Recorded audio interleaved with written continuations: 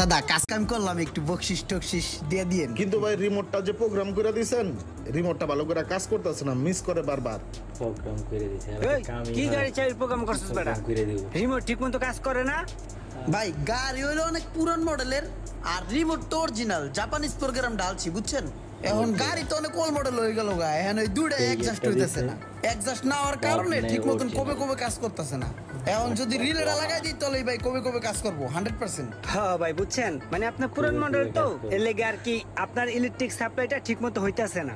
এখন যদি একটা রিলে লাগাই দেয় তাহলে ইলেকট্রিক সাপ্লাইটা ঠিকমতো হবে, আপনার চাবিটা 100 প্রোগ্রাম কাজ করবে। আপনি কিন্তু আবার ভাইবেন না যেটা আমাদের কামে ফল্ট বা আমাদের রিমোটের সমস্যা।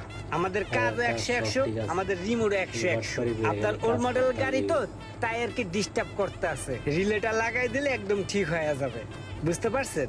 আপনি একটা কাজ করেন, এই পুরানো চাবিটা দেন আর নতুন চাবিটাও দেন।